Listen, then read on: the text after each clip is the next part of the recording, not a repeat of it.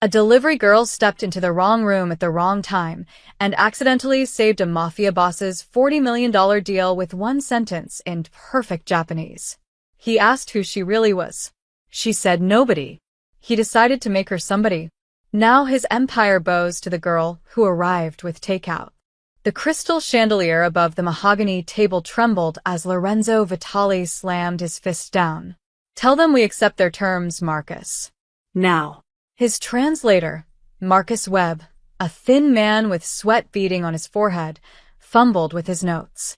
The three Japanese businessmen across the table sat motionless, their expressions carved from stone. The one in the center, Mr. Takahashi, wore a charcoal suit that probably cost more than most people's cars. His eyes were cold. Yes, Mr. Vitali. Marcus cleared his throat and spoke in broken Japanese. Lorenzo didn't need to understand the language to know something was wrong. He'd built his empire on reading faces, and right now, Mr. Takahashi's face was turning from stone to ice. The Japanese man stood abruptly. The other two followed like shadows. Wait. Lorenzo raised his hand, but Marcus was already babbling, his Japanese turning desperate and sloppy. Mr. Takahashi's response was sharp, clipped, angry. What did he say? Lorenzo demanded. Marcus went pale. He said we've insulted his honor. I think I mixed up the words for partnership and something else. Something bad. You think? Lorenzo's voice dropped to a whisper, which was somehow more terrifying than his shout. This deal is worth $40 million, Marcus. You think you insulted them? The room held 6 of Lorenzo's men along the walls, hands near their weapons, but this wasn't a problem guns could solve. This required words, the right words, in the right language, with the right tone. Mr. Takahashi spoke again, his voice like a blade being unsheathed. He's saying Marcus swallowed. He's saying the Vitali family is run by fools and amateurs. That we wasted his time. He's leaving. Lorenzo's jaw clenched. 3 months of negotiations gone. His council would never let him live this down. The other families would smell weakness like sharks smell blood. The Japanese delegation moved toward the door. That's when someone knocked. Not now, Lorenzo barked. The door opened anyway. A young woman stepped in, maybe 25, wearing a bright red jacket with dragon walk embroidered on the breast. She carried 2 large bags of takeout food, and her dark brown hair was pulled into a messy ponytail. She looked completely out of place in a room that smelled of expensive cologne and barely contained violence. Sorry, I've got an order for her. She stopped, reading the room. Her green eyes flicked from Lorenzo to the Japanese men. Oh. Bad time. Get out. One of Lorenzo's guards growled. But Mr. Takahashi had turned. He glanced at the delivery bags, then at the girl, and said something in Japanese, probably telling her to leave as well. The delivery girl blinked. Then, to everyone's shock, she responded. In perfect, fluid Japanese. The room went silent. Mr. Takahashi's eyebrows rose, the first emotion he'd shown all night. He said something else, longer this time, almost like a test. The girl set down the bags and replied, her tone respectful but confident. She even bowed slightly, the exact depth that Lorenzo had seen Mr. Takahashi use earlier. What the hell is happening? Lorenzo muttered. The conversation continued. The delivery girl spoke. Mr. Takahashi listened, then responded. His shoulders, which had been rigid with offense, started to relax. One of his associates actually smiled. Marcus stood frozen, his mouth hanging open. Finally, the girl turned to Lorenzo. Okay, so, your guy here told them that your family treats business partners like dogs and that you're basically spitting on their traditions. That's not what you wanted to say, right? Lorenzo stared at her. No. That's not even close to what I wanted to say. Yeah, I figured. She turned back to Mr. Takahashi and spoke again in Japanese, her hands moving gracefully as she explained something. The tension in the room was evaporating like morning fog. Mr. Takahashi nodded slowly. He responded, and the delivery girl translated without missing a beat. He says he appreciates the clarification. He understands that your translator was incompetent, not that your family was intentionally disrespectful. He's willing to continue the discussion, but only if I translate. You. Lorenzo couldn't help the surprise in his voice. She shrugged. I mean, unless you want to lose $40 million over the word for dog versus partner, your call. Lorenzo looked at Marcus, who seemed to be having some kind of breakdown. Then he looked at his guards, who were as confused as he was. Finally, he looked at Mr. Takahashi, who was watching him with an expression that said, "Choose wisely." Fine, Lorenzo said. Marcus, sit down and shut up. You. He pointed at the delivery girl. What's your name? Sophia Carter. Sophia Carter, you just became my translator. Don't screw this up.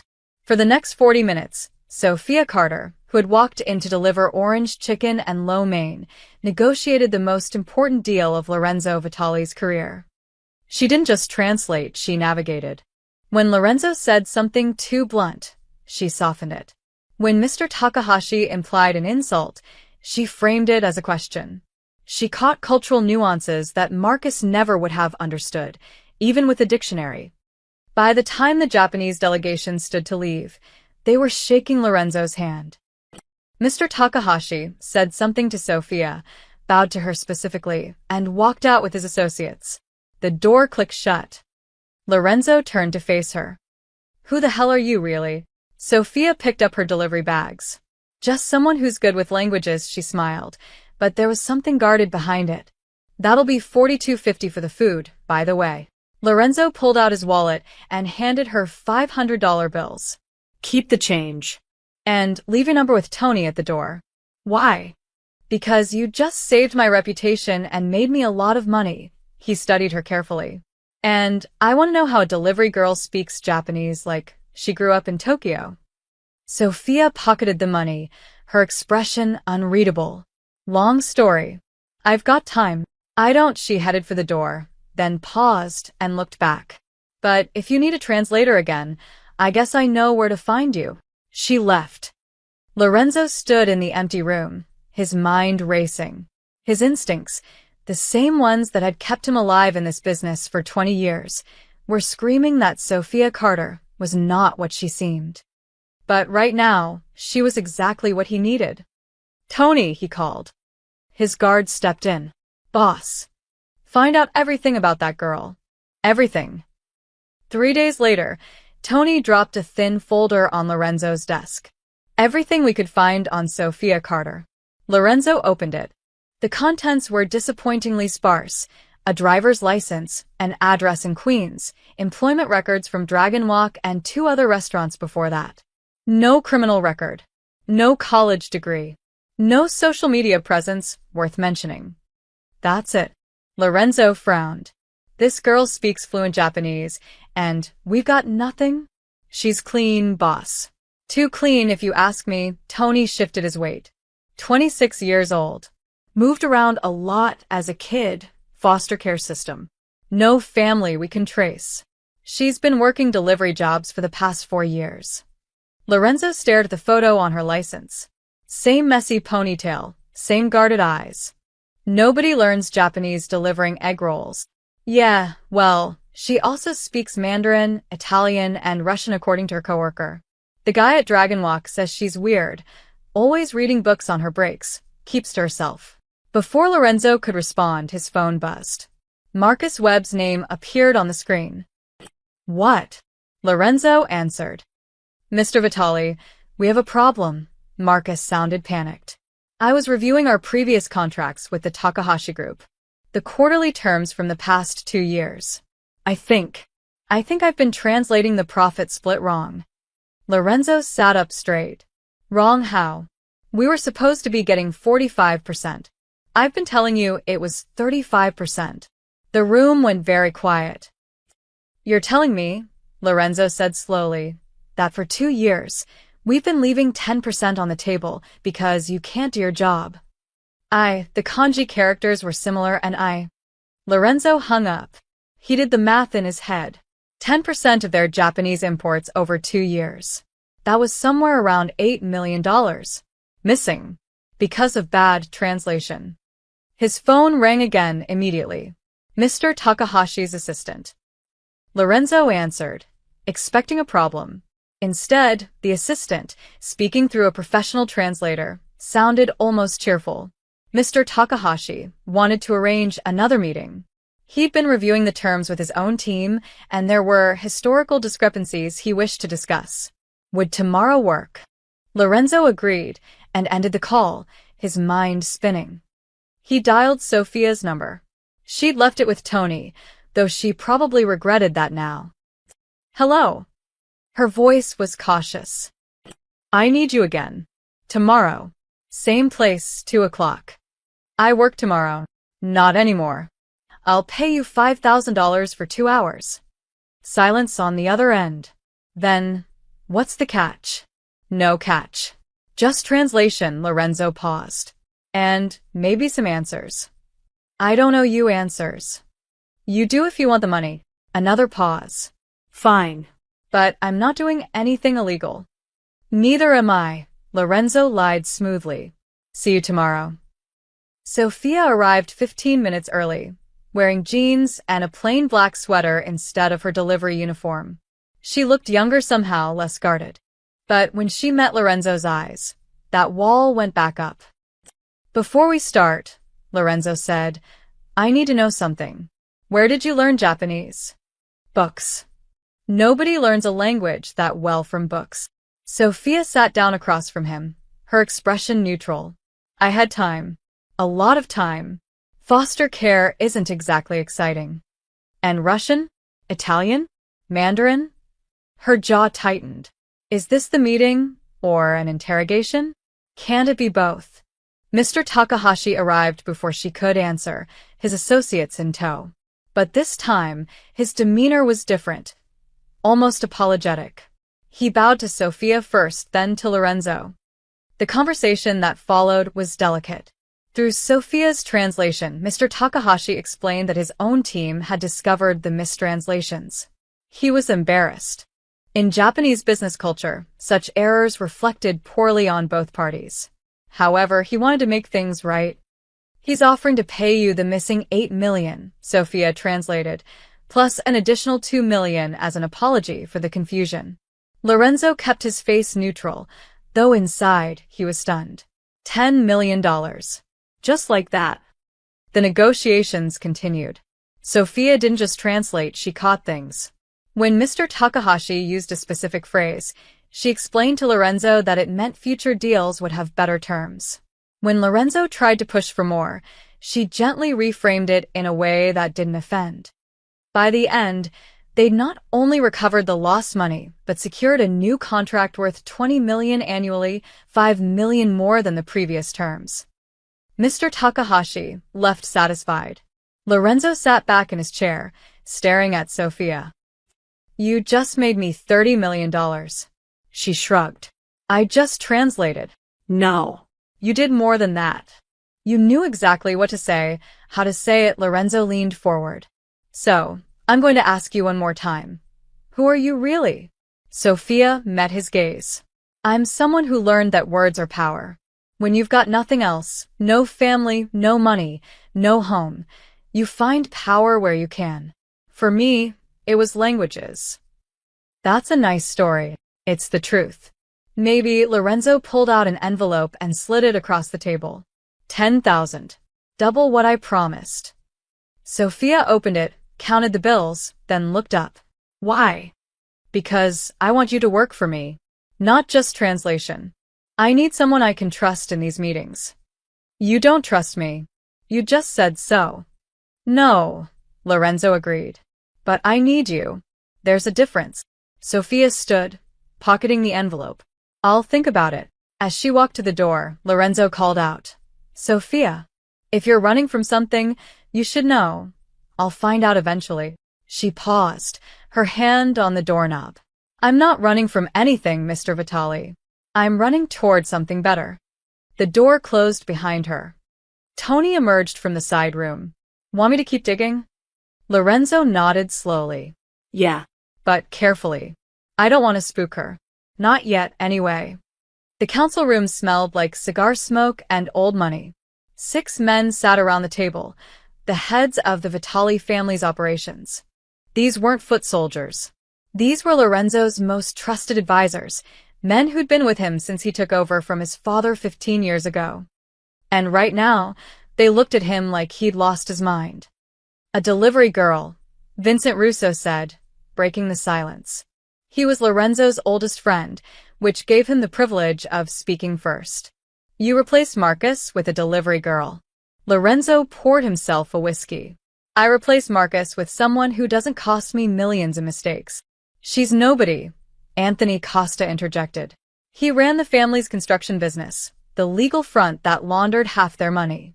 No background, no connections, no family. She could be anyone. FBI, CIA, hell, she could be working for the Calabrese family for all we know. She's not, Lorenzo said calmly. How do you know? Vincent leaned forward. Because she speaks a few languages? Lorenzo, we've built this family on trust. Blood. She's got neither. She's got skills we need. Skills we can buy from a dozen professional translators who actually have credentials, Michael Greco said. He was the youngest at 42, but sharp as a knife. Real translators. Not some girl who showed up with Chinese food. Lorenzo took a drink. Those real translators lost us $8 million. And she's making you look weak, Vincent shot back. The other families are already talking. Lorenzo Vitali needs a waitress to save his business, deals. You know what that sounds like. Sounds like I'm smart enough to use the right tools for the job. It sounds like you're desperate. Anthony stubbed out his cigar with more force than necessary. It sounds like the Vitali family can't handle its own affairs. Every boss in New York is watching this, Lorenzo. They're waiting to see if you've gone soft. Let them watch, Lorenzo said, but there was an edge to his voice now. And what happens when she decides to talk? Michael added. She sat in that room with Takahashi. She heard everything. Numbers, routes, timelines. You gave a stranger access to our entire Japanese operation. She signed an NDA. Vincent actually laughed. An NDA? You think a piece of paper means anything in our world? Lorenzo, listen to yourself. This isn't a corporate boardroom. This is the family. We handle problems the old way, not with lawyers and paperwork. Lorenzo set his glass down hard enough that it cracked. Nobody touches her. Is that clear? The room went silent. So it's like that, Vincent said quietly. You're protecting her. I'm protecting an asset. No, Vincent stood. You're protecting a girl who smiled at you and made you feel like a hero. I've known you 20 years, Lorenzo. I know when you're thinking with your head and when you're not. Careful, Vincent. Someone has to say it. Your father would never have. My father's dead. Lorenzo's voice was ice. I run this family now, and I say she stays until I decide otherwise. Anthony exchanged a look with Michael. For how long? Until she's not useful anymore. And what happens when the other families start asking questions? Michael pressed. When they want to know why Lorenzo Vitali suddenly needs a translator who isn't even Italian. You think that doesn't make us look weak? I think, Lorenzo said slowly, that I just secured a $20 million contract and recovered $8 million in lost profit. What did any of you do this week? The barb landed. Vincent sat back down, his jaw tight. We're just trying to protect you, Anthony said, his tone softer now. Protect the family. This girl, Sophia, she's a liability we can't bet. At least let us do a deeper background check. Let us bring in our people, the ones who can really dig. Lorenzo considered this. His pride was screaming at him to refuse, to tell them all to go to hell. But they weren't wrong. Sophia Carter was a mystery wrapped in an enigma, and in his world, mysteries got people killed. Fine, he said finally, but you do it quietly. I don't want her knowing we're looking into her past. And if we find something? Vincent asked. Then we deal with it. How? Lorenzo met his old friend's eyes. However we need to. Vincent nodded, but he didn't look satisfied. None of them did. One more thing, Michael said. The Calabrese family reached out. They want a meeting next week. Brooklyn territory dispute. What does that have to do with Sophia? They specifically mentioned her. Said they heard you had a new translator who could speak any language. They want to know if you'd be willing to loan her out for a meeting with their Russian contacts. Lorenzo's instincts flared. The Calabrese family didn't ask for favors. They probed for weaknesses. Tell them no. That'll offend them. I don't care. Anthony sighed. Lorenzo, we can't afford a war with Calabrese right now. Not with the Japanese deals expanding. We're stretched thin as it is. Then we'll stretch thinner. Sophia Carter works for me. Nobody else. Vincent stood again, buttoning his suit jacket. You're making a mistake. Not about the Calabrese, though that's going to come back to bite us, but about this girl. She's going to cause problems. She already has, Lorenzo admitted. But she's also solving them. For now, Vincent said. But what happens when the cost gets higher than the profit? He left without waiting for an answer. The other council members filed out behind him, leaving Lorenzo alone with his cracked glass and the lingering smell of cigar smoke. His phone buzzed. A text from Sophia. Thought about your offer. I'll do it, but I have conditions. Lorenzo smiled despite himself. Even his counsel couldn't intimidate him the way this delivery girl could intrigue him. He texted back. Name them. The response came quickly. Tomorrow. In person. And bring coffee. The good kind. Lorenzo laughed, a real laugh, the first one in days. Vincent was right about one thing. Sophia Carter was going to cause problems. But maybe that was exactly what Lorenzo needed. Sophia arrived at the Vitali estate the next morning expecting another business meeting. What she got instead was chaos. A small boy, maybe 7 years old, was sitting on the marble floor of the foyer, surrounded by crumpled papers and textbooks. He had dark curly hair like Lorenzo's and the same intense eyes, but where Lorenzo's were calculating, this child's were filled with pure frustration. I hate French, the boy shouted at no one in particular. It's stupid, and I'm never going to France anyway. Tony, the guard who'd let Sophia in, looked helpless. Luca, your tutor will be here in an hour. Just wait. I don't want the tutor. She smells like old cheese, and she makes me say the same words 100 times. Sophia bit back a smile. She cleared her throat. Sounds like you're having a rough morning. Luca looked up, surprised to see a stranger. Who are you? Sophia. I work for your dad. She crouched down to his level, examining the scattered papers. French verb conjugations. Let me guess, you're stuck on irregular verbs? How did you know? Because irregular verbs are the worst part of any language. They don't follow the rules, which makes them annoying. Luca's eyes widened. Yes, that's exactly it. Why can't they just be normal?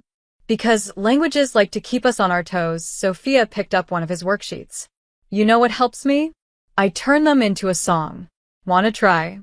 Before Luca could answer, Lorenzo's voice cut through the room. Luca, what have I told you about doing homework in the hallway? Sophia stood quickly as Lorenzo descended the stairs.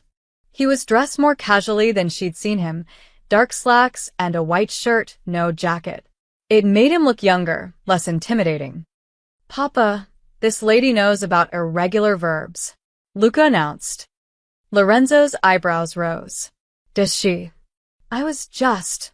Sophia started, but Luca interrupted. Can she help me? Please? Mrs. Duchamp makes everything so boring, and she gets mad when I ask questions.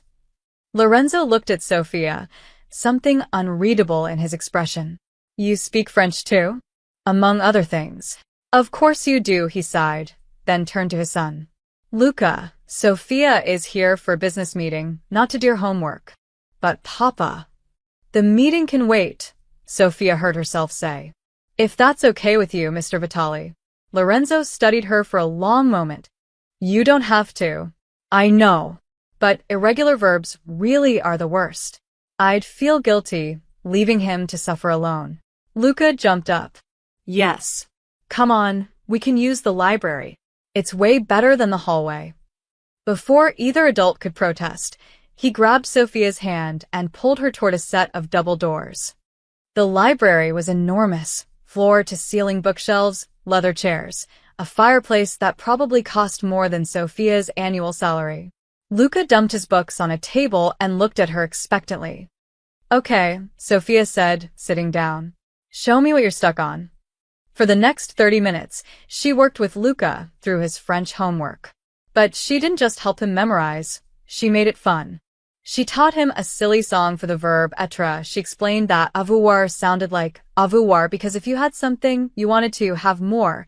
She drew pictures to help him remember. Luca laughed. Actually laughed. The sound was bright and genuine, echoing off the library walls.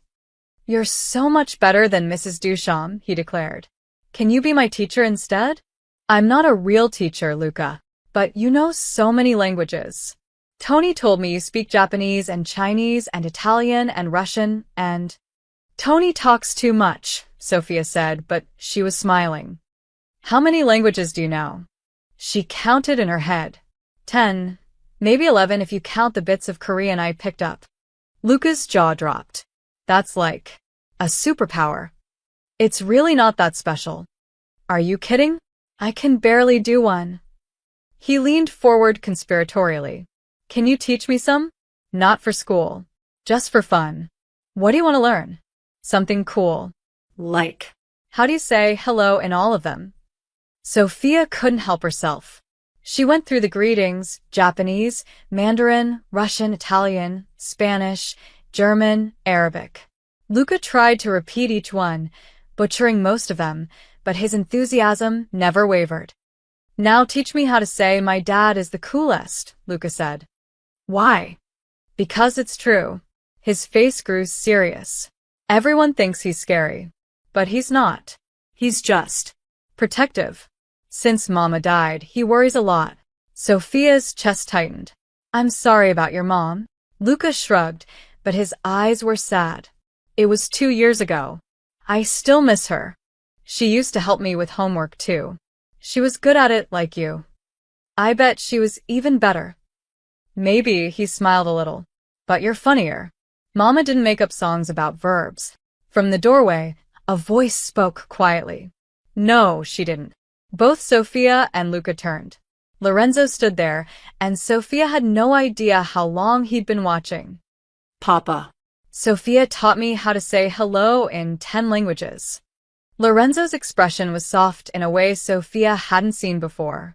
"Did she?" "Show him," Luca urged. Lorenzo walked into the room, and Luca proceeded to butcher greetings in multiple languages. But Lorenzo didn't correct him. He just watched his son with something that looked almost like wonder. When Luca finished, Lorenzo ruffled his hair. "Very impressive. Now go get cleaned up for lunch. And take all these papers with you." "But—" "Now, Luca." The boy gathered his things reluctantly, then paused at the door. "Sophia, will you come back? To teach me more?"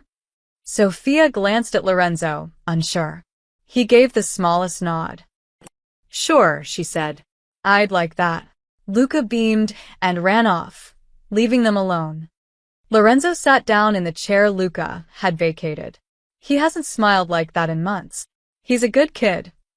He is. Lorenzo's voice was rough. His mother was better with him than I am. She knew how to make him happy. I just know how to keep him safe. Those aren't mutually exclusive, aren't they? He looked at her directly. In my world, they usually are.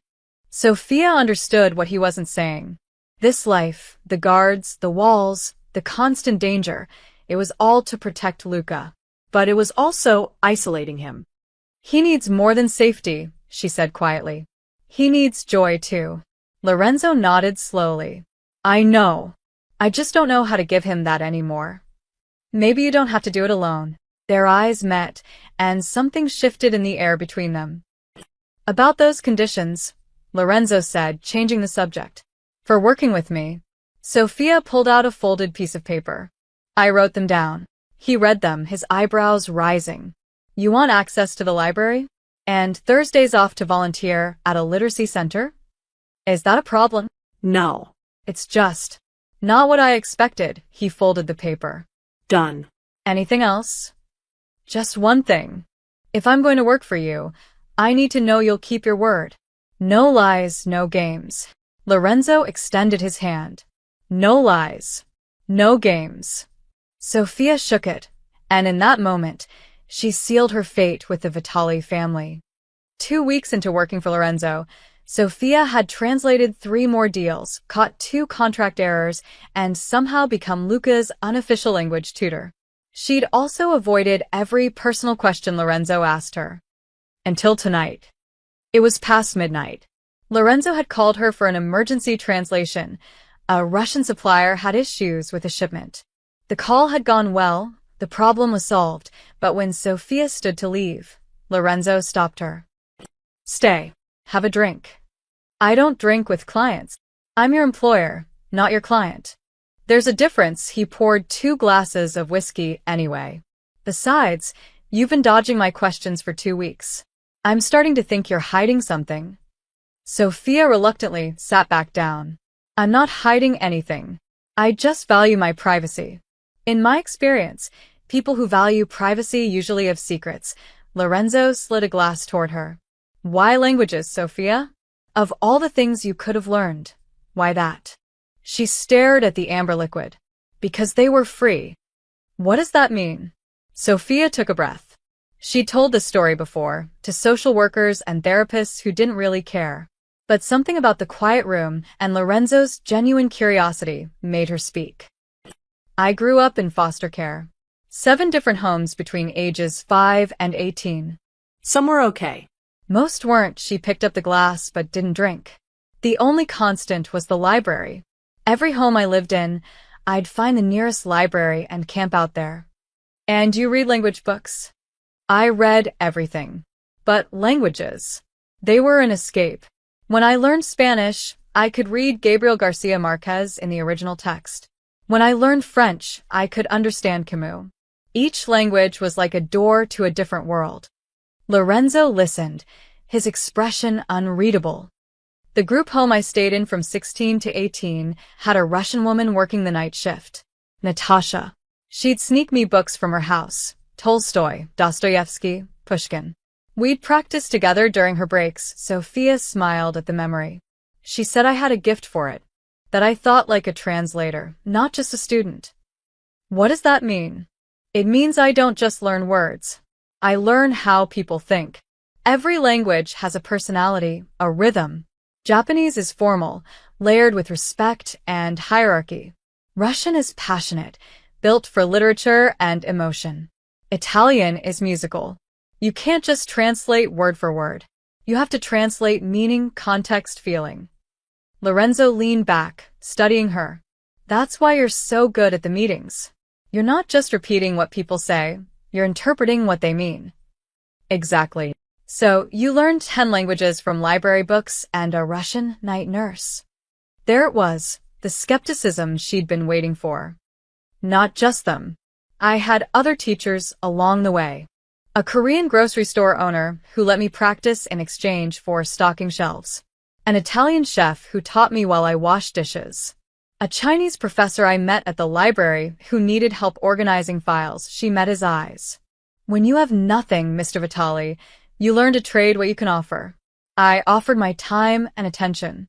They offered knowledge. And that's it? That's the whole story. That's the whole story. Lorenzo was quiet for a long moment. My world is built on blood, Sophia. Family blood, enemy blood, money that's been bled for. Everything I have came from violence or the threat of it. He paused. But you built your world from words. From books and conversations and kindness from strangers. That's different. Different bad or different good. I haven't decided yet. Sophia finally took a sip of the whiskey.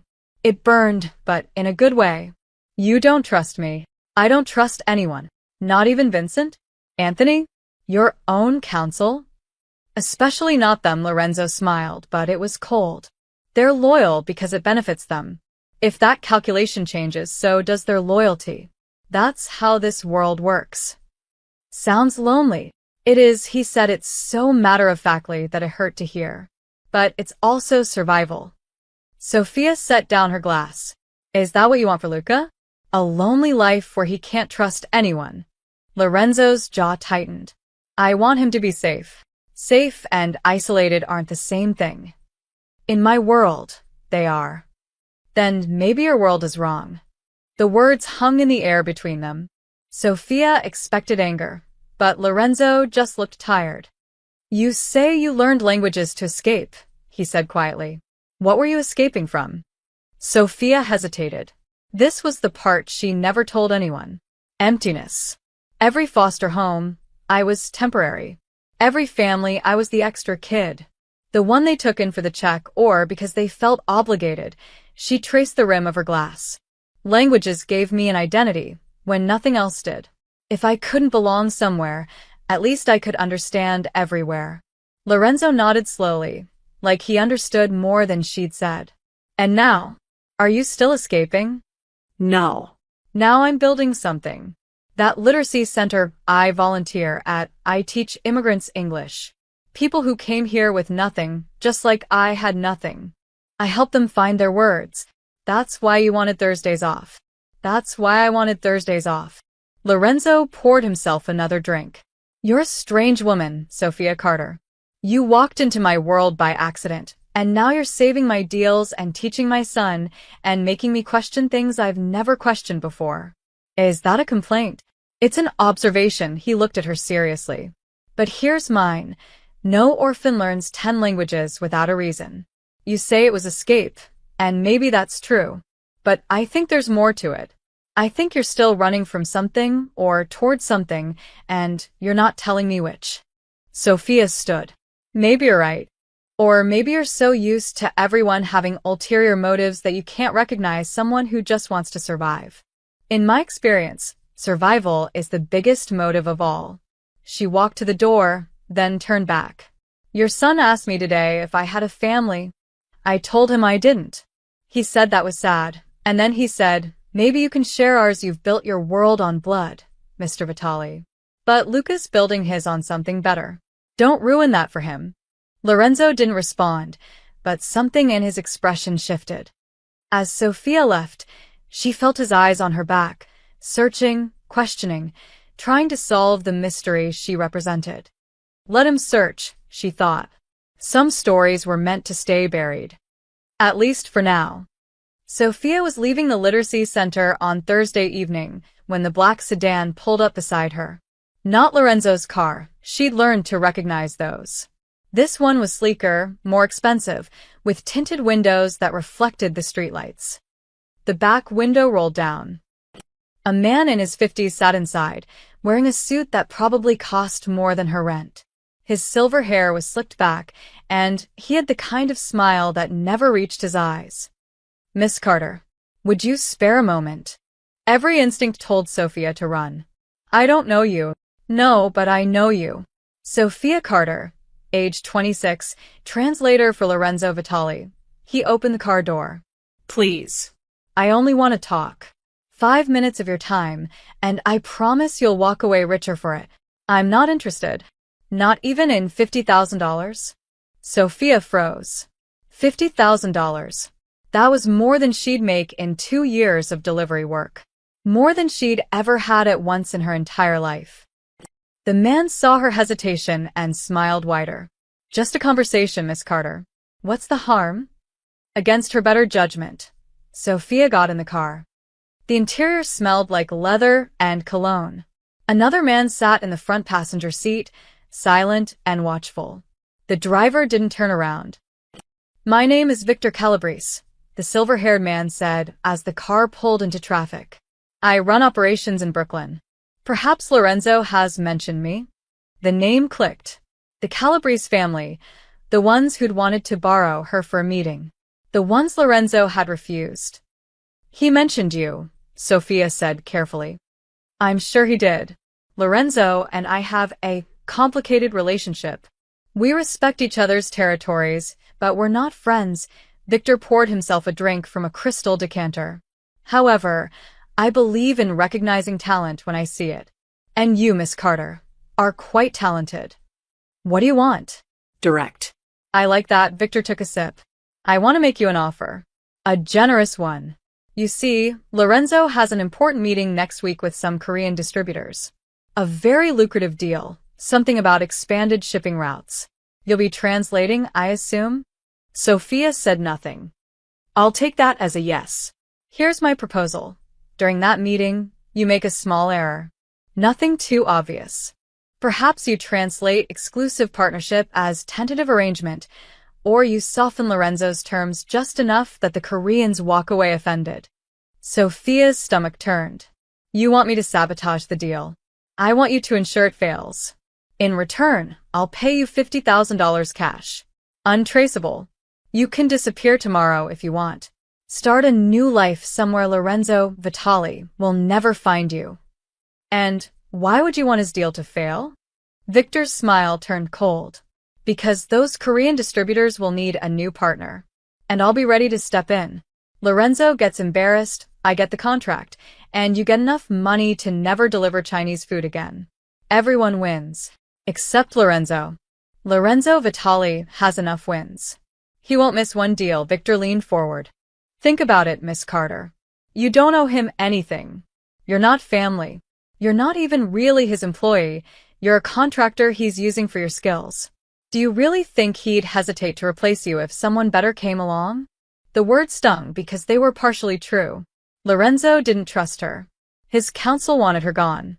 She was useful now, but for how long? I could make it $75,000, Victor pressed. Enough to leave New York entirely. California, maybe. Or Europe. I'm sure someone with your language skills could find work anywhere. Sophia looked out the window. They were driving through Brooklyn, past neighborhoods she'd never been to. What happens if I say no? Nothing. You walk away, we never speak again. Victor's tone was casual, but his eyes were hard. Though I should mention, other families have noticed you too. If you don't take my offer, someone else will make theirs. And they might not be as polite about it. Is that a threat? It's a reality. You've entered a world where loyalty is bought and sold, Miss Carter. The only question is, who are you loyal to? A man who doesn't trust you? Or yourself? The car stopped. They were back at the literacy center. Think about it, Victor said, handing her a card with nothing but a phone number. You have until Monday. Call me with your answer. Sophia took the card, her hand shaking slightly. She got out of the car and watched it drive away, disappearing into the night traffic. $75,000. She could pay off the debts from her last foster home that still haunted her credit. She could get a real apartment instead of her studio with the leaking ceiling. She could stop working 3 jobs just to survive. All she had to do was betray Lorenzo. Sophia walked home slowly, the card burning in her pocket. She thought about Lorenzo's face when he talked about Luca. She thought about the way Luca had hugged her yesterday after she'd helped him with his homework, whispering, "Thank you for making Papa smile again." She thought about the look in Lorenzo's eyes when he'd asked about her past, not suspicious, but curious, genuinely wanting to understand her. But she also thought about Victor's words, "You don't owe him anything." It was true. She didn't. When Sophia got home, she pulled out the card and stared at it for a long time. Then she tore it into tiny pieces and flushed them down the toilet. But even as she did, doubt gnawed at her. Had she just refused $75,000 for a man who would probably discard her the moment she stopped being useful? Had she chosen loyalty to someone who didn't even trust her? Worse, would Lorenzo have done the same for her? Sophia lay in bed that night, staring at the ceiling. She'd made her choice. She wouldn't betray Lorenzo. But Victor's offer had revealed something she hadn't wanted to face. In this world, she would always be the person people tried to buy. The girl with no family, no connections, no power. Just skills that could be purchased by the highest bidder. And that terrified her more than any threat could. The Korean meeting was set for Monday afternoon. Sophia arrived early, reviewing her notes and mentally preparing for the translation. She'd been working with Lorenzo for almost a month now, and these high-stakes negotiations were becoming routine. What wasn't routine was the way Lorenzo looked at her when she walked in. "We need to talk," he said, his voice flat. Sophia's heart skipped. About what? Victor Calabrese. The room suddenly felt smaller. What about him? Lorenzo's eyes narrowed. So, you do know who he is. You mentioned him before. The Brooklyn territory dispute. That's all you know about him. Sophia kept her expression neutral, though her pulse was racing. Should I know more? Before Lorenzo could answer, Tony entered. Boss, the Koreans are here. 10 minutes early. Lorenzo held Sophia's gaze for another moment, then nodded. We'll finish this later. The Korean delegation consisted of 3 men, led by Mr. Park, a stern-faced businessman who made Mr. Takahashi look warm by comparison. They settled around the table with minimal pleasantries. The meeting started smoothly. Sophia translated Lorenzo's proposals, navigating the complex terms of shipping routes and distribution percentages. Mr. Park seemed satisfied, his questions straightforward. Then one of his associates, a younger man with sharp eyes, leaned forward and spoke quietly in Korean. But he wasn't speaking to Mr. Park. He was speaking to Sophia. I'm curious, he said in Korean, his tone conversational. How long have you been working for the Calabrese family? Sophia's blood ran cold, but she kept her face neutral. I don't work for them, she replied in Korean. No? That's strange. Because I saw you getting into Victor Calabrese's car 4 days ago. Outside a literacy center in Queens. The room had gone silent. Lorenzo couldn't understand Korean, but he could read body language. What's he saying? Sophia's mind raced. If she translated truthfully, Lorenzo would know she'd met with Victor and hidden it from him. If she lied, and Lorenzo found out later, it would be even worse. The Korean associate smiled coldly and switched to English, his accent thick but understandable. I was just asking Miss Carter about her extracurricular activities. What activities? Lorenzo's voice was dangerous. Perhaps she should tell you herself, the man looked at Sophia. Or should I? Mr. Park spoke sharply in Korean, clearly telling his associate to be quiet. But the damage was done. Sophia, Lorenzo said quietly. What is he talking about?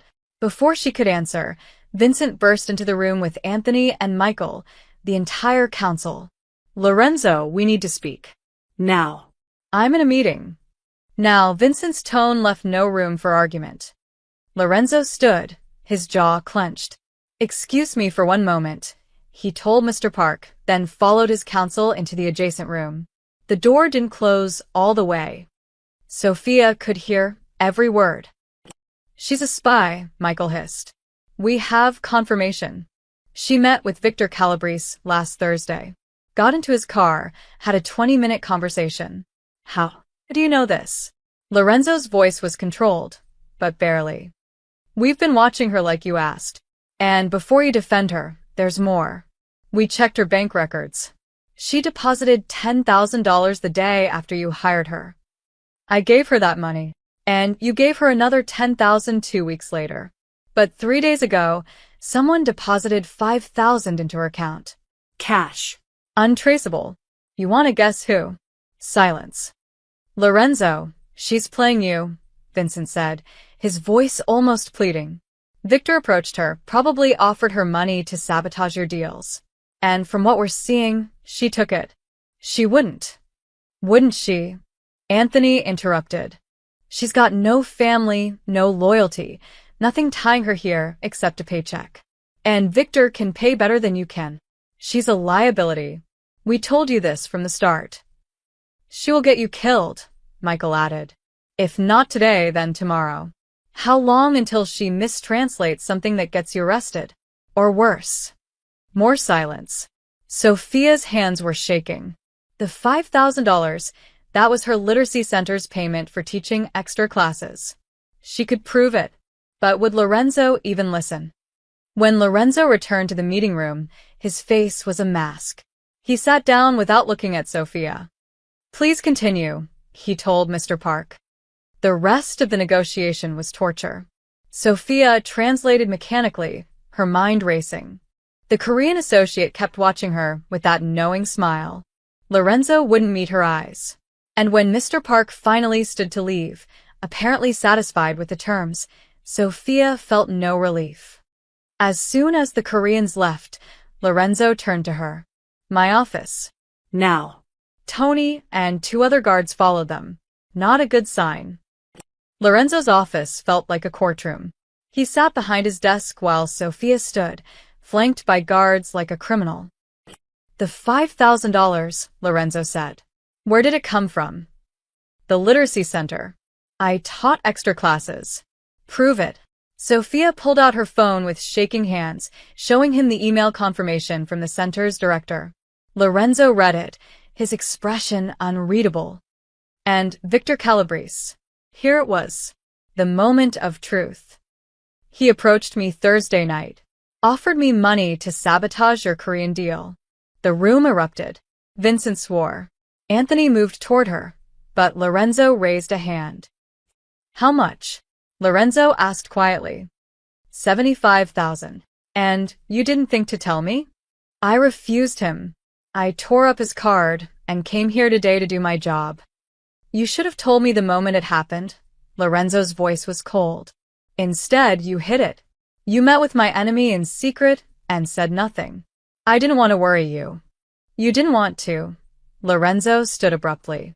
Do you understand what you've done? You've made me look like a fool. My counsel thinks you're a traitor. The Koreans probably think you're a spy. And I can't defend you because you lied to me. I didn't lie. I just didn't. Omission is still a lie. He looked at her with something like disappointment. I trusted you with my business. With my son. And you kept secrets. Sophia felt tears burning her eyes, but she refused to let them fall. I kept the secret because I knew how it would look. I knew you'd doubt me, just like you're doing now. Then you should have given me a reason not to. The words hit like a slap. Lorenzo turned to his guards. Take her home. And watch her. If she tries to contact Victor or anyone else, I want to know immediately. Lorenzo. Sophia started. We're done for today. He wouldn't look at her. I need to think about whether we're done permanently. As the guards escorted her out, Sophia caught Vincent's expression. He looked almost triumphant. She'd refused $75,000 to stay loyal to Lorenzo. And now he was treating her like the traitor she'd refused to become. 3 days had passed since the Korean meeting. 3 days of silence from Lorenzo. Sophia had been confined to translation work over the phone. No more in-person meetings. No more access to the estate. The guards still watched her apartment, a constant reminder that she was one wrong move from disappearing. Then, on Friday night at 11 o'clock, her phone rang. It's me. Lorenzo's voice was rough, tired. Can you come to the house? Now. Luca's asking for you. He won't sleep. I've tried everything. Sophia's heart clenched. What's wrong? Just. Can you come? 20 minutes later, Tony let her into the estate without a word. The house was dark except for a light glowing from the library. She found Luca curled up in one of the oversized leather chairs, his eyes red from crying. Lorenzo sat nearby, looking helpless in a way she'd never seen before. Sophia. Luca jumped up and ran to her, wrapping his small arms around her waist. You came back. Of course I did. She knelt down to his level. What's going on, kiddo? I had a bad dream about Mama. Papa said I could pick any book and he'd read to me, but none of them are right. His voice cracked. I want the one Mama used to read. The French one with the little prince. Sophia's throat tightened. Le Petit Prince. Luca nodded miserably. But I can't find it, and Papa doesn't read French good, and I just want. He dissolved into fresh tears. Hey, it's okay. Sophia held him close. I know that book. I can read it to you. You can? Of course. It's one of my favorites. She looked at Lorenzo over Luca's head. He nodded, his expression unreadable. Sophia found the book on a high shelf, a beautiful old edition with watercolor illustrations.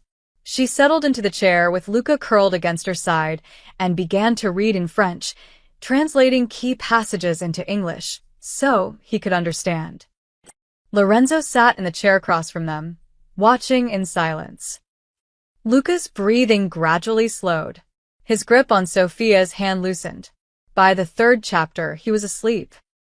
I'll carry him to bed, Lorenzo said quietly. He scooped up his son with practiced ease, and Sophia followed them upstairs. Luca's room was exactly what she'd imagined. Shelves full of toys he was too old for, posters of soccer players, a nightlight shaped like a moon. Lorenzo tucked him in, brushing the dark curls from his forehead with a gentleness that made Sophia's chest ache. Stay, Luca mumbled, half asleep. Both of you.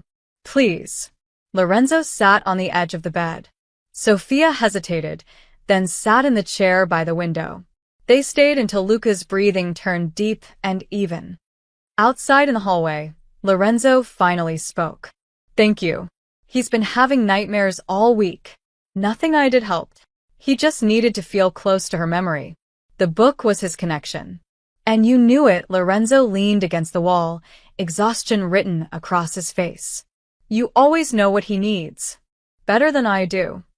That's not true. It is. He looked at her directly. Can we talk? Honestly? They ended up back in the library. Lorenzo poured 2 drinks, whiskey for him, wine for her. The fire had burned down to embers, casting shadows across the room. I had you investigated, Lorenzo said without preamble. After Victor's approach, my people went back to every foster home, every job, every person you've ever known. Sophia's stomach dropped. And you're exactly who you said you are. The 5,000 was from the literacy center. You really did learn languages from books and borrowed teachers. You're not a spy, not a plant, not anything except. He paused. Except someone who survived against terrible odds. Why are you telling me this? Because I owe you an apology. I treated you like a criminal when you were just trying to protect yourself. Lorenzo took a drink. Victor is dangerous. If you told me about his offer, I would have made it worse. I would have confronted him, started a war. You were smart to handle it quietly. Your counsel doesn't think so. My counsel thinks everything is a threat. He set down his glass. But they're not wrong about one thing. You are dangerous. Just not in the way they think. What does that mean? Lorenzo stood, moving to the window. It means my son loves you. It means you've gotten inside our lives in a way no one has since his mother died.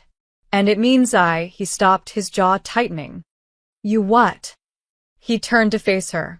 I trust you, Sophia. Despite every instinct telling me not to, despite my counsel's warnings, despite the fact that trust in my world gets people killed, I trust you. Sophia stood, her pulse racing.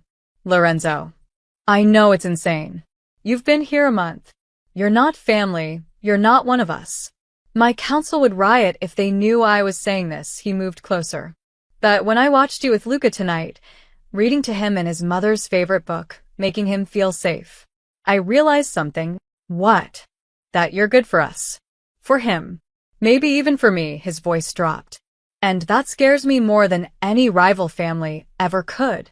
They were standing close now, close enough that Sophia could see the gold flecks in his brown eyes, close enough to feel the warmth radiating from him. I'm just a delivery girl, she whispered. I don't belong in your world. No, you don't. Lorenzo reached out, his hand hovering near her face, but not quite touching. My world is violence and blood and broken loyalty. You're something else. Something better. Your counsel will never accept you. I know. His hand dropped. But that doesn't change how I feel. The words hung in the air between them, heavy with meaning neither of them was ready to fully acknowledge. What are we doing? Sophia asked. I don't know. Lorenzo stepped back, putting necessary distance between them. But I know I don't want you to leave. Not the estate, not Luca, not— He didn't finish the sentence. Not you. Sophia finished softly. Their eyes met. Not me, Lorenzo confirmed. Sophia knew she should walk away. This was dangerous territory, more dangerous than any translation error or rival family. But when she looked at Lorenzo, she didn't see the Mafia boss everyone else saw. She saw a man trying desperately to be a good father. A man who carried the weight of an empire on his shoulders. A man who'd let her in despite every reason not to. I should go, she said, though she didn't move. You should, Lorenzo agreed, not moving either. Neither of them did. Finally, Lorenzo walked her to the door. As she left, he caught her hand. Sophia. Whatever happens with the council, with the other families, with any of this, you're under my protection now. No one touches you. Understand? She nodded, not trusting her voice. As she drove home, Sophia's hand still tingled where Lorenzo had held it. She was falling for him. A mafia boss. A man whose world was everything she'd tried to escape. And somehow, that felt like the most honest thing she'd done in years. The call came during Luca's soccer practice on Saturday afternoon. Lorenzo was in a meeting when his phone lit up with a video message from an unknown number. The footage showed Luca sitting in what looked like a warehouse, scared but unharmed. A distorted voice spoke over the image. "The delivery girl makes you weak, Vitali. Get rid of her, or lose what matters most." The video ended. Lorenzo's blood turned to ice. He was already calling his security team when Sophia walked in for their scheduled translation session. One look at his face, and she knew something was catastrophically wrong. What happened? They took Luca. Lorenzo's voice was deadly calm, the kind of calm that preceded violence. Victor Calabrese's men grabbed him from soccer practice 15 minutes ago. Sophia's world tilted. No. No, this is my fault. This is Victor's fault. Lorenzo was already moving, strapping on a shoulder holster. Tony traced the video to a warehouse in Red Hook. "I'm leaving now. I'm coming with you." "Absolutely not. He knows me. If he's scared, seeing me might help." Sophia's voice was steel. "And if this is about me, then I should be there." Lorenzo looked at her for a long moment, then nodded. "Stay behind me. Do exactly what I say. If shooting starts, you run. Understood?" "Understood." The drive to Red Hook took 23 minutes. Lorenzo made calls the entire way, mobilizing his men, coordinating positions, his voice never rising above a controlled murmur. Sophia sat beside him, her hands clenched so tight her nails drew blood from her palms. "He'll be okay," she whispered, maybe to Lorenzo, maybe to herself. "He has to be." They arrived to find the warehouse, surrounded by Lorenzo's men. Tony met them at the perimeter, his expression grim. 4 hostiles inside, plus Luca. They're in the main floor, northeast corner. "They know we're here," sent out a message saying if we breach, the boy dies. Lorenzo's jaw clenched. "Demands you alone to discuss terms." "It's a trap," Vincent said, appearing from behind a truck. "They'll kill you both." "I don't care." Lorenzo checked his weapon. "I'm going in." "Wait." Sophia grabbed his arm. "Let me go first." Every man turned to stare at her. "They want you dead," she continued quickly. "But they want me gone. If I walk in, offer to leave New York, maybe they'll take the deal and release Luca." "They'll kill you," Lorenzo said flatly. "Maybe. But maybe they'll hesitate long enough for your men to get into position." She met his eyes. "I got him into this. Let me help get him out."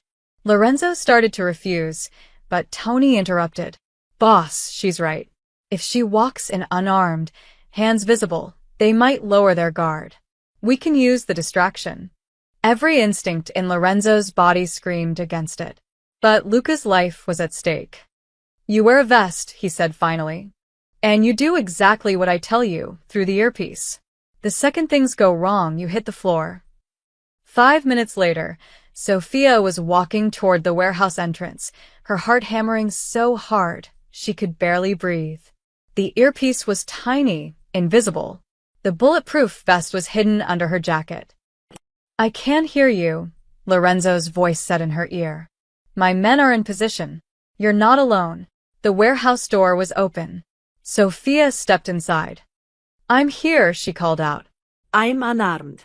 "I just want to talk." 3 men emerged from the shadows, guns drawn. In the corner, tied to a chair, was Luca. His eyes went wide when he saw her. "Sophia," he cried out. "I'm here, sweetheart. Everything's going to be okay." One of the men, tall, scarred, with cold eyes, stepped forward. "Sophia Carter.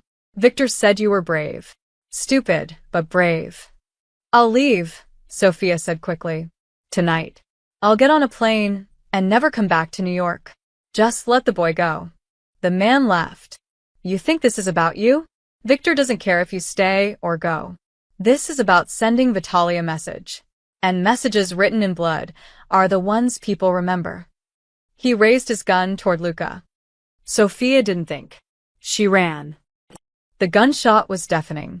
She felt the bullet hit her vest, stealing her breath, but she didn't stop. She threw herself between Luka and the gunman just as the windows exploded inward. Lorenzo's men came through every entrance at once. Gunfire erupted. Sophia covered Luka's body with her own, feeling him trembling beneath her. Close your eyes, she whispered. Don't look. I've got you. The firefight lasted maybe 30 seconds, but it felt like hours. When silence finally fell, Sophia's ears were ringing and her chest was on fire from the bullet impact. Clear. Tony's voice. Then Lorenzo was there, pulling her up, checking her for injuries. Are you hit? Vess caught it. Sophia's hands shook as she helped untie Luka. The boy launched himself at her, sobbing. I was so scared. I thought they were going to hurt you. I'm okay. We're both okay. Sophia held him tight, ignoring the pain in her ribs. Lorenzo knelt beside them, his hand on Luka's back. Their eyes met over the boy's head, a moment of shared terror and relief. You jumped in front of a bullet, Lorenzo said quietly. I couldn't let them hurt him. 2 of the gunmen were dead. 1 was wounded. The scarred man had escaped through a back exit, but Lorenzo's men were already pursuing. As they walked out of the warehouse, Luka refused to let go of Sophia's hand. In the car, he curled up between them, still shaking. Don't let them send her away, Papa, he whispered. Please. She saved me. She's family now. Lorenzo looked at Sophia over his son's head.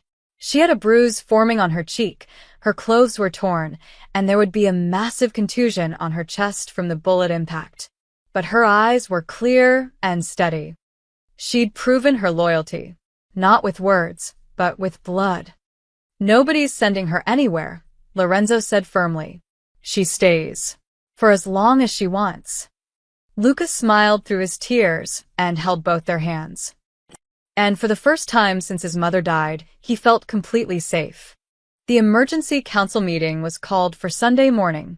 Sophia wasn't supposed to be there, but Lorenzo had insisted she attend. She sat in the corner while the 6 council members filed in, their faces ranging from angry to furious. Vincent slammed the door. Have you lost your mind? Good morning to you too, Lorenzo said coldly. Don't, Vincent pointed at him. Don't act like this is normal. Your son was kidnapped because of her. Because you made us look weak by keeping some random girl with no family, no connections. She took a bullet for my son, Lorenzo interrupted. She should have never been in a position where she needed to. Anthony stood, his face red. This is exactly what we warned you about. You brought an outsider into our business, and now the other families smell blood. Michael nodded. Victor made his message clear. The delivery girl makes you weak, and he's right, Lorenzo. Every family in New York is watching this, wondering when Lorenzo Vitaly started letting women he barely knows dictate his decisions. She doesn't dictate anything. Then prove it, Vincent leaned forward. Send her away. Tonight. Give her money, relocate her if you want, but get her out of New York before this escalates into a full war. Lorenzo's eyes went dark. No. The room exploded. Are you serious? Michael shouted. Your son was tied to a chair with a gun to his head. Because of Victor Calabrese, not Sophia. Victor used her as an excuse. Anthony slammed his hand on the table. But he's not wrong. You've changed since she arrived. You're distracted. You defend her over your own counsel. You trust her with information we've earned through decades of loyalty. She's earned my trust too. In 1 month. Vincent's voice rose. Lorenzo, we've been with you for 15, 20 years. Some of us fought alongside your father. We've bled for this family. And you're going to throw that away for a girl you met because she delivered orange chicken? Sophia felt each word like a physical blow. They weren't entirely wrong. She had disrupted everything. Luca's kidnapping was because of her presence, no matter how Lorenzo spun it. You want to talk about loyalty? Lorenzo stood, his voice deadly quiet. Where were you when Marcus was losing us millions? Where were you when the Japanese deal almost collapsed? Sophia fixed in 1 hour what you couldn't fix in years. She's not one of us. Vincent roared. Maybe that's exactly what we need. The room went silent. Lorenzo continued, his voice cutting. You know what I see when I look at this council? I see men who've gotten comfortable. Complacent. You follow tradition because it's easy, not because it's right. You want to keep doing business the way my father did, my grandfather did, but times change. So, we're not good enough anymore? Michael's voice was bitter. I didn't say that. But maybe it's time we evolved. Lorenzo gestured to Sophia. She sees things we don't. She thinks differently. And yes, she's an outsider. But that's her strength, not her weakness. Her strength nearly got Luca killed, Anthony said quietly. That hit home. Lorenzo's jaw clenched, and for a moment, he had no response. She also saved him, he finally said. Threw herself in front of a bullet without hesitation. How many of you would have done the same? That's different, and you know it, Vincent said. We're soldiers. She's... What? A woman? An orphan? Not Italian. Lorenzo's eyes flashed. Say what you really mean, Vincent. Vincent met his stare. Fine. She's nobody. No family name, no reputation, no blood ties to our world. If you marry her tomorrow, she's still nobody. And the other families will never respect a boss who elevates a nobody above his own council. Then, they don't have to respect me. They just have to fear me. Lorenzo. Vincent's voice softened slightly. I'm trying to protect you. We all are. This path you're on, it ends badly. Either Victor kills her to prove a point, or you start a war defending her, or the other councils lose faith and you lose your position. There's no version of this where keeping her doesn't cost you everything. Lorenzo walked to the window, his back to the room. Sophia could see the tension in his shoulders, the weight of the decision crushing him. Maybe you're right, he said quietly. Sophia's heart sank. Maybe keeping her will cost me everything. Lorenzo turned around. But here's what I know. My son hasn't smiled in 2 years. Since his mother died, he's been a ghost in his own house. Then Sophia showed up, and suddenly he's laughing again. Learning. Feeling safe. That's not enough reason, Michael started. I'm not finished, Lorenzo's voice was steel. Beyond Luca, she's proven herself over and over. She's smart, capable, and loyal. She refused $75,000 from Victor to betray me. How many people in this room would have done the same? No one answered. So here's my decision. Lorenzo looked at each council member in turn. Sophia stays. She has my full protection. If anyone, and I mean anyone, tries to harm her, they answer to me. If the other families have a problem with that, they can take it up with me directly. And if we refuse to accept this? Vincent asked. Lorenzo's expression was cold. Then you're free to leave. All of you. I'll build a new council from scratch before I let you dictate who I trust. The silence was deafening. Vincent stood slowly. You'd choose her over us? Over 15 years of brotherhood. I'm choosing what's best for my family. And right now, that includes her. One by one, the council members stood and left. Vincent was last, pausing at the door. I hope she's worth it, Lorenzo. Because you just bet everything on her. The door closed. Lorenzo and Sophia were alone. You didn't have to do that, she whispered. Yes, I did. Lorenzo turned to face her, and she saw something in his eyes she'd never seen before, vulnerability. They're not wrong about everything. You are dangerous to me, but not in the way they think. How then? You make me want things I can't have. A normal life. A family that isn't built on violence. A future where my son doesn't have to inherit an empire of blood. He moved closer. You make me want to be better than I am. Sophia's throat tightened. I'm just. Don't say you're just a delivery girl. "You're so much more than that." Lorenzo's hand found hers. "And I just burned every bridge with my counsel to prove it. What if they're right? What if I cost you everything? Then at least it'll be my choice." He squeezed her hand. "Not theirs." Sophia realized in that moment that Lorenzo hadn't just defended her. He'd chosen her. Over tradition, over counsel, over everything he'd been taught about how his world worked. And that terrified and thrilled her in equal measure. The meeting with the Japanese syndicate was scheduled for Wednesday, the biggest deal Lorenzo had ever negotiated. $50 million in expanded distribution rights across the entire East Coast. Mr. Takahashi was bringing his entire board of directors, and the contract would cement the Vitali family's dominance for the next decade. It would also make them a target. "Extra security," Lorenzo told Tony on Tuesday night. "I want every guard we have on rotation. No one gets in without being cleared twice." "Already done, boss." Tony hesitated. The council still isn't happy about Sophia being lead translator. "The council can voice their concerns after we close this deal." Wednesday morning arrived cold and gray. Sophia dressed carefully, professional but not flashy.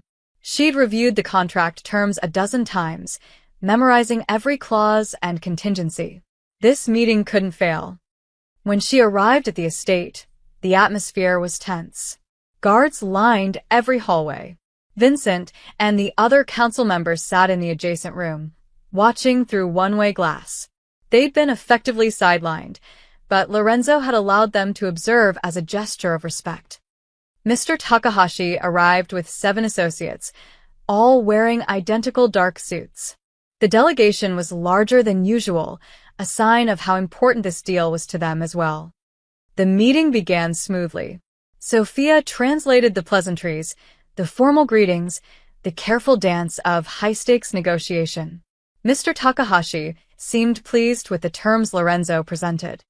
Then one of the new guards, a man Sophia didn't recognize, brought in tea service. He set the tray down, poured for the Japanese delegation first as protocol dictated, then moved to Lorenzo's side. Something felt wrong. Sophia couldn't pinpoint what, but her instincts were screaming. The guard's movements were too careful, too deliberate. And when he poured Lorenzo's tea, his hand shook slightly. Mr. Takahashi began speaking about profit percentages. Sophia translated, but part of her mind was still on that guard, now standing by the wall with the others. Then Mr. Takahashi's senior advisor, an older man who'd been silent until now, leaned forward and spoke in rapid Japanese. But something was off. His phrasing was strange, the sentence structure awkward, like he was reading from a script. Sophia's mind raced. She'd worked with this man before during previous negotiations.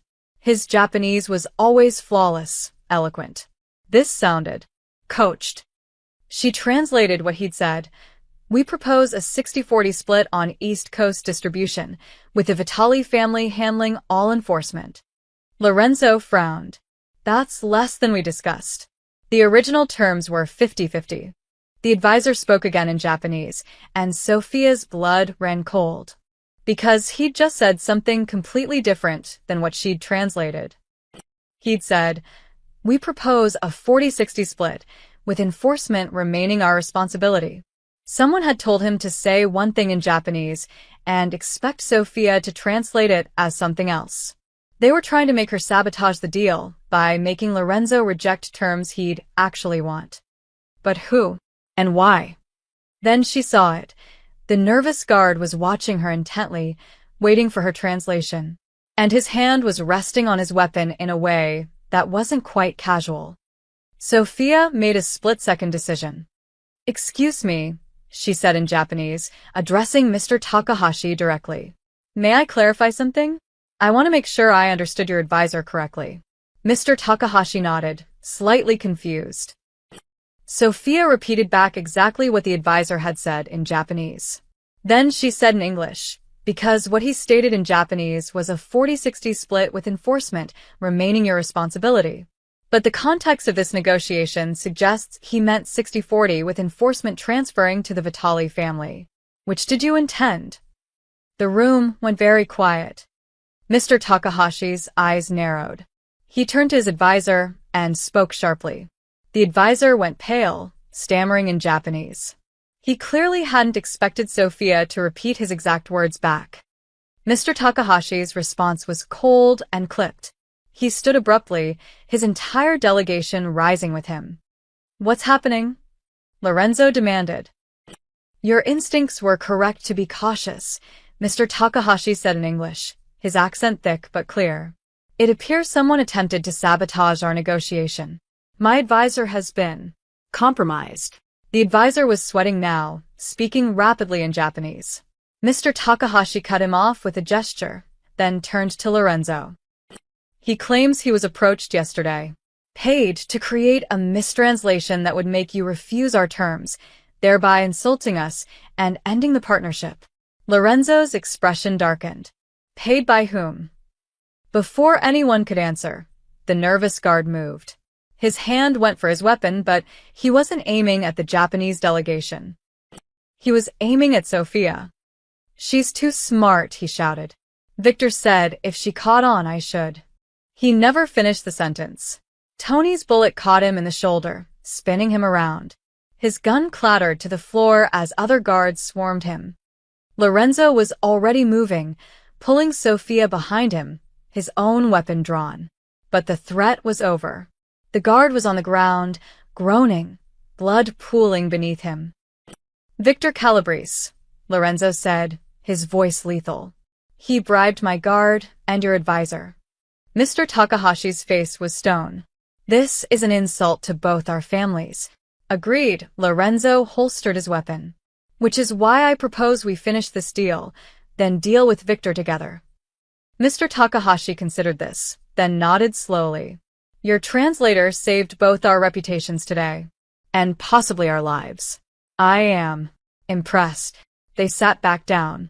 The compromised advisor was escorted out by Takahashi's men, his fate clearly sealed. Lorenzo's wounded guard was dragged away by Tony. And Sophia, still shaking from how close she'd come to a bullet, translated the rest of the negotiation flawlessly.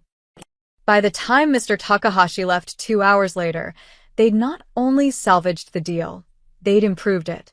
60-40 in Lorenzo's favor, plus a mutual defense pact against the Calabrese family. When the Japanese delegation was gone, Lorenzo turned to Sophia. "You caught it."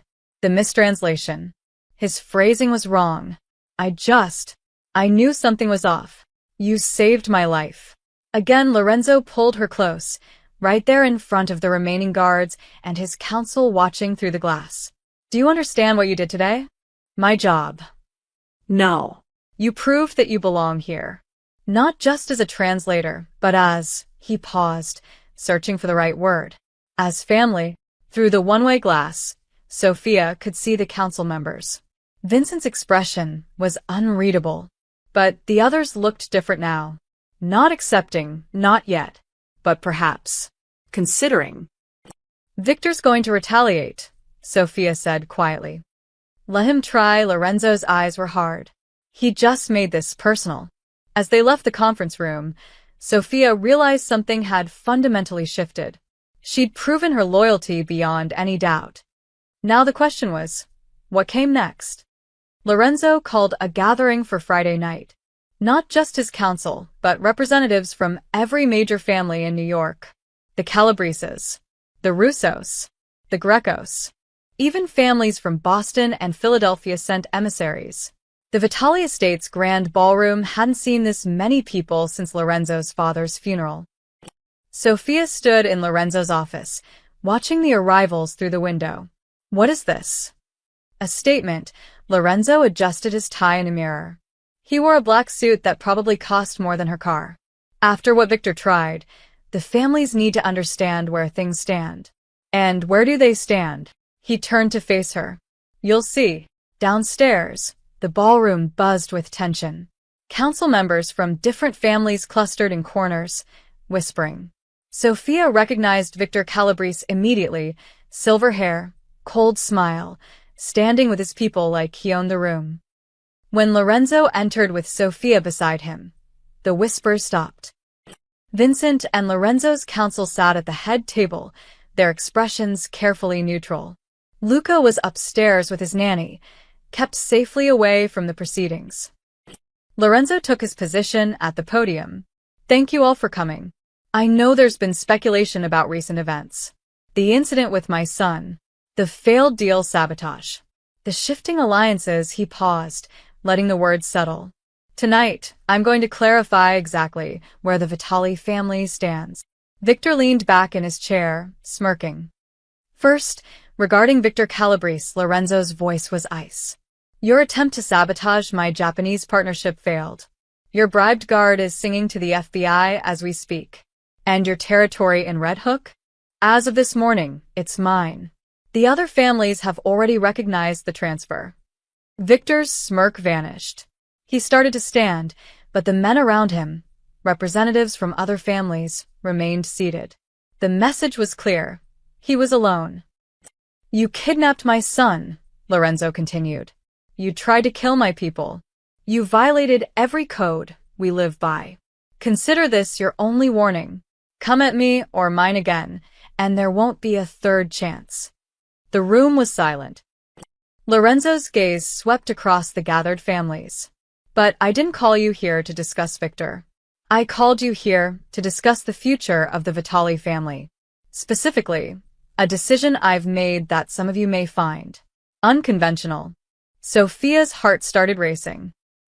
For the past 2 months, I've had the privilege of working with someone extraordinary. Someone who saved a failing deal with the Takahashi syndicate. Someone who recovered $8 million in lost profit. Someone who prevented a sabotage that would have destroyed our East Coast distribution. He gestured to Sophia. Sophia Carter. Most of you have heard of her. The delivery girl. The outsider. The one my counsel said would get me killed. Vincent shifted uncomfortably. They were right about one thing. She is an outsider. She has no family name, no blood connections, no history in our world. Lorenzo's voice grew stronger. But here's what she does have. Loyalty that can't be bought. Intelligence that saved my empire. And courage that saved my son's life when she took a bullet meant for him. Gasps rippled through the room. So today, I'm making an announcement. Lorenzo looked directly at his counsel. Effective immediately, Sophia Carter is my official advisor and voice. In any negotiation, her word carries the same weight as mine. In any meeting, her judgment holds equal authority. She will have full access to family operations, full protection of the Vitali name, and a seat at my table above all others. The room erupted. You can't be serious, someone shouted. She's nobody, another voice called out. Victor stood, his face red. You're elevating a waitress above your own lieutenants?